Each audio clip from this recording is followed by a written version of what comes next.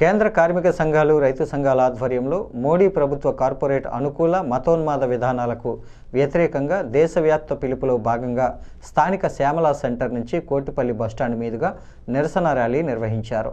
CPI రాష్ట్ర కార్యదర్శి వర్గ సభ్యులు, వ్యవసాయ కార్మిక సంఘం రాష్ట్ర ఉపాధ్యక్షులు తాటిపాక మధు మాట్లాడుతూ కార్మికులను సంప్రదించకుండా కార్మిక హక్కులు కాలరాస్తూ తెచ్చిన 4 లేబర్ కోడ్లు రద్దు చేయాలని, ఏ రంగంలో పనిచేసే కార్మికుడికైనా ధరలకు అనుగుణంగా కనీసం వేతనం 26,000 చెల్లించాలని, స్కీమ్ వర్కర్లు, కాంట్రాక్ట్ అవుట్సోర్సింగ్ ఉద్యోగులను రెగ్యులరైజ్ చేయాలని డిమాండ్ చేశారు.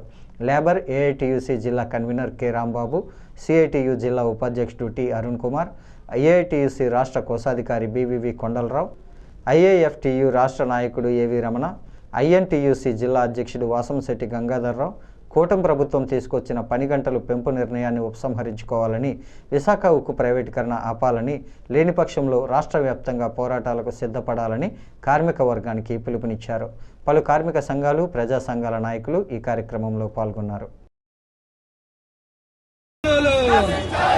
కూటమి ప్రభుత్వ కార్మిక వ్యతిరేక విధానాలు, కార్పొరేట్లకు దోచిపెట్టే కార్మిక విధానాలు, కార్మికుల కష్టాన్ని కార్పొరేట్కి దోచిపెట్టే విధానాలు, కార్మికుల ఐక్యత, రైతు కార్మిక ప్రజా సంఘాల ఐక్యత, రైతు కార్మిక ఉద్యోగ సంఘాల ఐక్యత.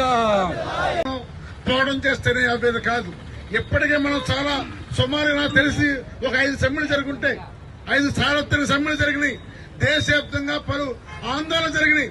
అయినా సరే బీహార్ ఎన్నికల నేపథ్యంలో దొంగ ఓట్లతో నెగ్గి సర్రనే పేరుతో మేము నెగ్గేస్తున్నామని చెప్పి అనైతికంగా నవంబర్ 27 చీకటి రోజు నాడు ఈ బిల్లుని, చట్టాలని అమల్లోకి పెట్టాడు.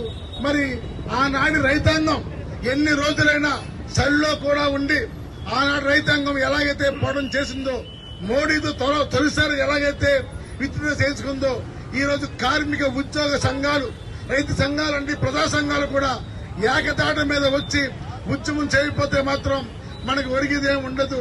అందుకనే మనమందరం కూడా ఈ పోరాట బాటని మరింత ముందుకు తీసుకెళ్లాలి. 4 లేబర్ కోడ్లు రద్దు చేసే వరకు మనం గ్రామాన తిరగాలి, పల్లెటూరులో తిరగాలి, ప్రజలను చైతన్యం చేయాలి. మనం తద్వారా మాత్రమే ఈ ఆపగలం తప్ప మనకెందుకంటే కుదరదు. కాబట్టి భవిష్యత్తులో కార్మికులు, రైతులు, వ్యవసాయ కూలీలు ఇచ్చే పోరాటాల్లో ప్రజలు, కార్మికులు, ఉద్యోగస్తులు అందరూ కూడా సన్నద్ధం కావాలని మనసారా కోరుకుంటున్నాను. మాధవ్ గారికి ధన్యవాదాలు. ఇప్పుడు సిఐటియు సంఘం నుంచి కమిటీ టి అరుణ్ గారిని మాట్లాడతారు. ఆ మాయాజాలంతో ఈ యొక్క ప్రభుత్వాలు ముందుకు నరేంద్ర మోడీ గారు మోసం చేస్తా ఉన్నారు. రైతాంగ చట్టాలు అమలు చేస్తామన్నారు, ఎంఎస్పీ ఇస్తామన్నారు. కానీ ఈనాటి కూడా ఆ యొక్క చట్టాలు కానీ ఆ ఎంఎస్పీని కానీ ఇంకా డిక్లేర్ చేయలేదు.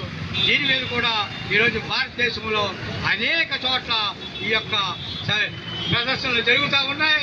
ఈ రకంగా ఈ యొక్క రైతులకు ఇచ్చినటువంటి హామీలు, అలాగే ముఖ్యంగా కార్మిక వర్గానికి ఈ యొక్క లేబర్ కోడ్లను ఉపసంహరించుకునే వరకు కూడా మనందరం కేంద్ర కార్మిక సంఘాలు, అలాగే వివిధ ఫెడరేషన్లు అన్ని కూడా కలిపి పోరాడి మనం ఈ యొక్క లేబర్ కోడ్లను ఆఫ్ చేసుకోవాలని కోరుతూ, నాకు ఈ అవకాశం ఇచ్చినటువంటి మిత్రులందరికీ కూడా భారత కార్మిక సంఘాల సమైక్య తూర్పుగోదావరి జిల్లా కమిటీ తరఫు విప్లవాభినందనలు తెలియజేస్తూ ఇప్పుడు మన కామరేడ్ ఒక మాట పాడుతారు.